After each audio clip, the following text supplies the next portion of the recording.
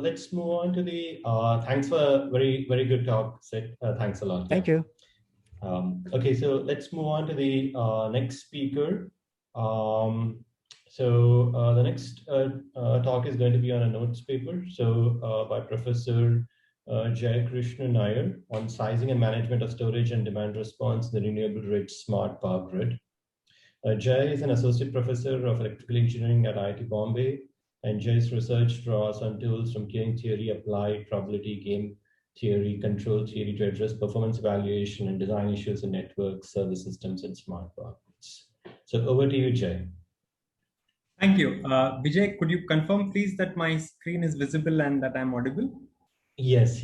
And you'll have like about 15 minutes for your talk, followed by 5 minutes for question and answers. Sure. Yeah. Thank you. All right. So thank you, Vijay, for the introduction. The work that I'm going to be presenting today has been done jointly with my student, Millen Kanabar, who is an undergraduate student at IIT Bombay. Okay, so let me begin with perhaps a high-level motivation. So everybody in this community understands that the key challenge in incorporating large volumes of renewables into the power grid is the handling of the supply side uncertainty that comes because of the intermittency of these sources, right? So pictures like this have been shown many times already and will be in the days to come, where you can see that with both wind as well as solar generation, you tend to see a lot of fluctuation both intraday as well as interday. Right? So this is the challenge that one has to deal with. And there are primarily, I would say, two mechanisms that are available to us to address this supply side uncertainty. One of them is, of course, the deployment of grid scale storage. Right? So this high level idea, of course, being that you could charge this storage infrastructure at times when you run a generation surplus, so that you can subsequently discharge it at times that you have a generation deficit. Right? And the second mechanism is demand response. Right? This is where the demand is actually adapting to the state of the grid, either via a curtailment of consumption, as the figure suggests here, or via a deferment of electricity consumption. Right? So these are the mechanisms that are available. And in one line, the main contribution of this paper is that we present a tractable model for capturing the joint operation of storage as well as demand response from the standpoint of a utility or a load serving entity. Right? And this model, as we will see, is useful both to address questions at the planning time scale. This is associated with the dimensioning or the sizing of the battery or the DR program, but it is also useful at the operational time scale, right? Specifically to optimize the scheduling of the battery. So with this, let me jump straight into the model. Our mathematical model essentially consists of a stochastic electricity generation process, which we are denoting by GT, a stochastic electricity demand process that we are denoting by DT, and a battery, which is our grid scale storage infrastructure mediating between the two, having a total capacity or storage capacity of capital B energy units. Right? And additionally, I'm going to denote the state of charge of the battery, which is the amount of energy that is stored in this battery, by little b of t, right, as a function of time. Right? So I'm going to first start off by describing to you our model for the stochastic generation as well as the demand process. Rather than modeling these separately, what we instead do is choose to model their difference, what we call the net generation process. This is simply the difference between the instantaneous generation at time t and the instantaneous demand at time t. Right? And what we do is model this net generation as a function of some background Markov chain, right, that we denote here by xt. Now, in the state of this Markov chain is encapsulated all of those factors that influence generation and demand. Right? So this includes past values of generation and demand. It includes weather conditions. It includes the time of the day. It includes seasonality information. Everything that one could think of as influencing either generation or demand could be baked into the state of this Markov chain. Right? And while we make no assumptions on the structure of this Markov chain, for technical reasons, we will assume that this background Markov chain has a finite state space. It's irreducible and it is time reversible. Right? And the remark that I would end this description is that This is a very general model to capture both the supply side and the demand side jointly, in that it allows one to capture arbitrary dependencies between generation and demand, and also arbitrary both diurnal as well as seasonal variations, right? In addition, it turns out you can also capture things like ramp constraints and so on. Okay, so that's our model for generation and demand. Next, let me tell you what our model for demand response is, right? So we are going to capture demand response via a curtailment of the demand, which kicks in based on the state of the grid. So specifically, we will see that the demand curtailment will kick in when the state of charge of the battery drops below a certain threshold, right? And this is reasonable because you wouldn't really curtail demand if you had a lot of energy stored, right? So mathematically, this looks somewhat like this. So what I've plotted here on the vertical axis is the demand curtailment, which is denoted by DC at time t, as a function of the battery occupancy at that time, right? So that's the x-axis. So you can see that if the battery occupancy is above the threshold B min, that's the notation for a threshold, then there is no curtailment. If the battery level is below B min, then this curtailment kicks in, and moreover, it kicks in a potentially phased manner, right? So you may have, once the state of charge drops below B min, you may have a certain amount of energy demand curtailment, over a certain range of battery occupancy, and when it drops even further from that range, you might have an even higher level of demand curtailment, right? So the demand curtailment depends on the state of charge of the battery, but additionally, we also allow it to depend on the state of the background process, rather the state of the process that dictates the generation and the demand, right? So this is indicated in the figure by showing that the peak curtailment alpha is in fact dependent on the current state xt of the background Markov chain, right? So in the picture here, I've shown that there are two phases in which the demand curtailment kicks in. In general, you may have n, and we have a one suggested formula how this can happen in n stages that I've just displayed here. The specific form here is not important. The takeaway here is that the curtailment, the demand curtailment occurs in a manner that is dependent both on the state of charge of the battery as well as the state of your net generation process, right? And moreover, the dependence on the state of charge is in this piecewise constant staircase fashion, right? Both in the figure as well as in the equation above, it turns out that we have taken, for simplicity, the staircase to be uniform both in the horizontal and the vertical axis, but that doesn't need to be the case. Any piecewise constant function of the battery level can in fact be used in our model. Okay, so now I've told you how demand curtailment also works. So finally, given that we know all of these, now we can talk about how the battery dynamics takes place, right? So the battery dynamics is very straightforward. The rate of change of the state of charge of the battery, which is the so-called drift of the battery, is essentially your net generation, the difference between generation and demand, plus any curtailment that you do, right? This makes perfect sense. If you ignore the curtailment term for now, if the instantaneous net generation is positive, in other words, your generation exceeds demand, then your drift is going to be positive and dictated by the surplus generation that you're having right now. If the net generation is negative, that means that right now you are running a deficit, in which case the drift of the battery is going to be negative, dictated by the deficit that you're facing right now, right? And it's clear that when demand curtailment does kick in, that would create like an additive bump to the drift of the battery, right? And this dynamics is also subject, of course, to the boundary conditions of the battery. You cannot charge it beyond its capacity, you cannot discharge it below zero, and so on, right? So that really completes the description of our stochastic model. And with a little bit of thought, it actually is not hard to see that if one looks at the pair, which consists of the state of charge of the battery and the state of the background process, right, that drives the generation and the demand, this pair, this tuple, is in fact a Markov process. Okay, and Markov processes of this kind have in fact been analyzed in the queuing literature for a while.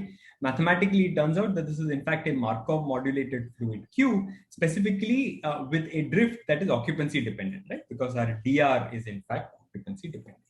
Right? So this specific class of Markov modulated fluid queues has in fact been analyzed before as well. And this classical paper by Elwalid and Mitra from '92 in fact gives a numerical recipe for computing the stationary distribution associated with this. So once you have that numerical recipe, you can also therefore numerically compute, all your performance metrics of interest, right? How often does curtailment kick in? Or what is the rate at which curtailment occurs? All of these things can be computed numerically. However, this numerical computation does not give enough insight on, how much impact a certain design choice or a certain scheduling choice has on the performance metrics of interest, right? So to address this, the other contribution that we make is that we characterize the so-called large buffer asymptotics associated with this model. What that means is that we basically analyze the system in the limit as the battery size tends to infinity. And in the process, we get tractable approximations of various performance metrics of interest. Right? So specifically, we are able to provide, so the way to read this is that when the battery size is quote unquote large enough, we are able to provide rather crisp approximations of various performance metrics of interest. For example, specifically the ones we work with are the so-called loss of load probability. This is the long run fraction of time that you are unable to meet your demand because your battery is completely run out. You also have the loss of load rate, or the LOLR. This is the long run rate at which you are unable to meet demand. And another very important metric in the context of demand response is the load curtailment probability, right? What is the long run fraction of time that you are in fact applying this demand curtailment, right? In practice, you would expect that the utility would have some bound on how often I could really curtail a particular customer's demand, right? So these are the metrics that we work with. So let me quickly summarize what analytical results we can prove. So remember that we are working with large buffer asymptotics. So we are taking the limit as the battery size B scales to infinity. Now, how does one handle the DR aspect of things? The way we handle the DR is that we basically also scale the threshold below which the curtailment kicks in as a certain fraction of the total battery capacity, right? So there is a certain factor beta such that the threshold below which curtailment kicks in is fixed to be beta times B. So holding this beta factor constant, we then scale the battery size up to infinity. So in particular, if beta were 0.2, that means that when the state of charge drops below 20% is when your demand curtailment would kick in. Right? Under this regime, what are the kind of approximations that we can prove? The first is the following. Suppose that the expected net generation is positive, right? In other words, in the long run, you generate at least as much as you as your demand. Then, in fact, for large values of battery size, it turns out that the load curtailment probability can be approximated in the following manner. So we can show that it's essentially going to decay exponentially with the size of the battery, right? So in other words, I could, with a sufficiently large battery, make my load curtailment probability as small as I would want, right? And moreover, we are able to characterize exactly what the decay rate is associated with this exponential decay, right? So the decay rate, remember, is 1 minus beta times a certain parameter lambda, which we show is the smallest positive eigenvalue of a certain matrix. Now, I will not get into the details of this matrix. I invite you to take a look at that paper. But the point that I want to make here is that this matrix R inverse Q transpose depends only on the net generation process. In other words, it depends only on the so-called uncontrolled dynamics of the net generation. And once you have this kind of a characterization, right? Once you have this kind of a large buffer scaling, you can now use it to answer questions at the operational time scale. For example, the sizing of the battery, also the sizing of the DR, what should be this parameter beta be set to, and so on. And these are things that can be done in a manner that's very analogous to how similar approximations have been exploited in the networking community. Right? In the networking community, these kind of large buffer asymptotics have been used to do things like sizing of buffers and optimizing scheduling parameters and so on. In a very analogous manner, such approximations can also be used productively in this space. Right? One more result I'd like to highlight. Under the same assumptions, we can also show that the so-called loss of load probability, the fraction of time that you're unable to meet the load, as well as the loss of load rate, which is the long run rate at which you're unable to meet your load. Both of these, in fact, also decay exponentially with the battery size, right? And we are also able to characterize the decay rate therein, right? So that decay rate, which we are calling lambda C, is in fact also the smallest positive eigenvalue of a certain matrix, right? Again, I'm not going to go into the details of this matrix, The point being that the first of those two matrices that are being multiplied here, in fact, in a very compact manner, captures the role of the DR, right? So that piecewise constant staircase function that captures the manner in which demand curtailment is going to roll out as a function of battery size.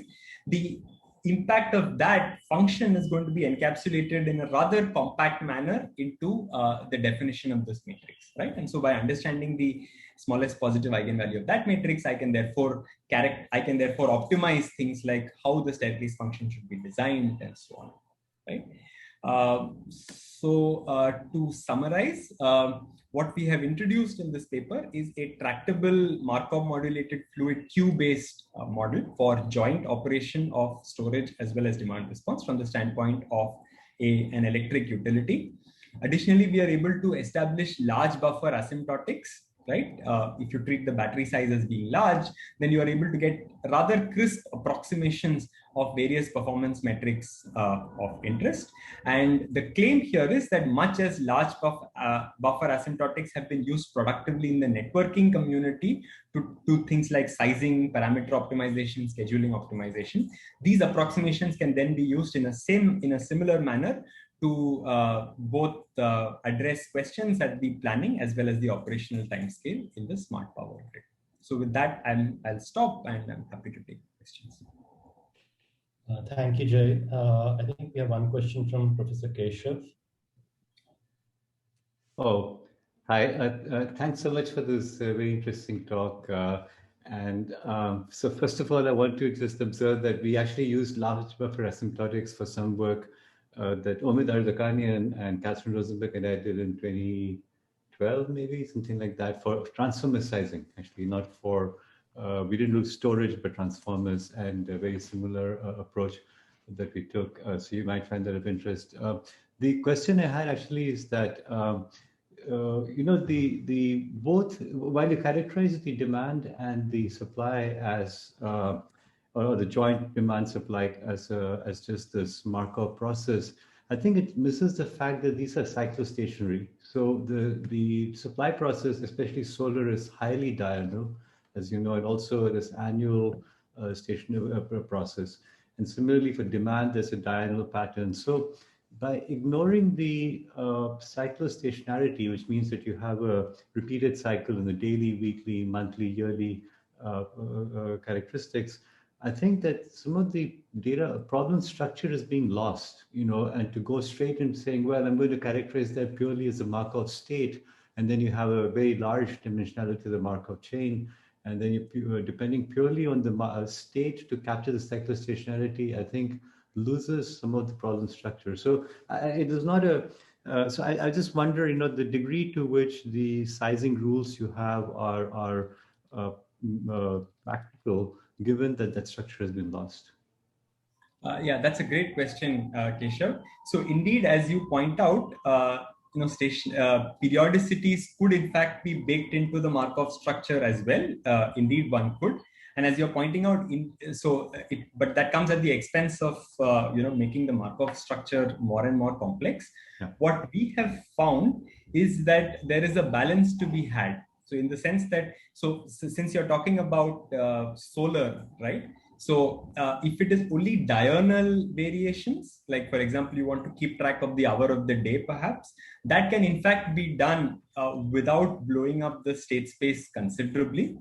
However, if you also want to bake in, say, seasonality information into the Markov model, that probably makes your Markov model too messy, right? Yeah. But then, see, all you really care about is that the stationary metrics that you're measuring of your model are in fact meaningful, right? So, for example, the way I would address this would be to say that depending on the area that I'm operating in, I might, for example, split the year into, let's say, 3 or 4 parts. Exactly.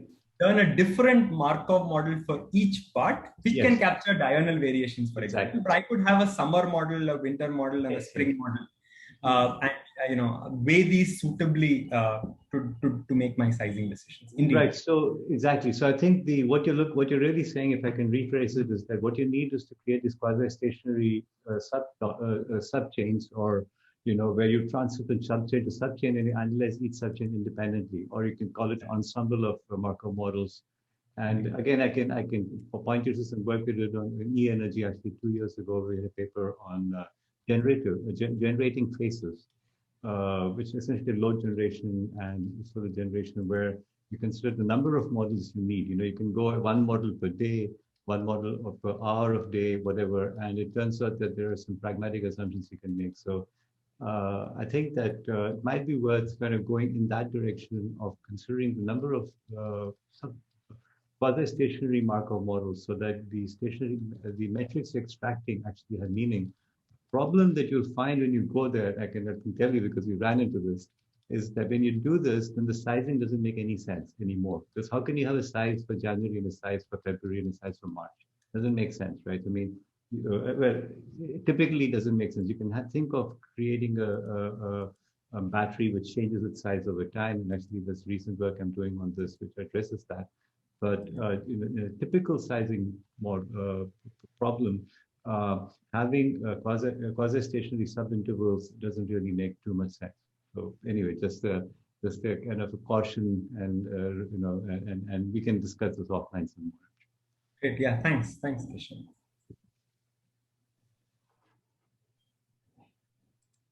Mishara, do you want to quickly ask a question? Yes, thanks. Thanks for the talk. I actually had two questions. The first one you were already answering. It was about the state space explosion problem, especially when you take longer term, like season variation into account, which I think is important if you are dimensioning your system right. So this one somehow I got that you were already answering. The second point I have is the following. Here, if I understood correctly, you are taking decision about curtailment based on the actual time. But if you did the predictions, you could actually say probably take different decisions, which would also have an impact into dimensioning. Is it the case? I mean, like you predicted the load or you predict the production also? Indeed. So in this Markovian model, the fact that the curtailment is allowed to depend on the state that I'm experiencing right now implies that the curtailment could also factor in. So in a Markov model, knowing the current state also tells you that I kind of know probabilistically what kind of trajectories to expect going forward. So indeed, one can bake in that dependence on the curtailment decision that one makes. So that one does allow in this model to have that dependence. Thank you.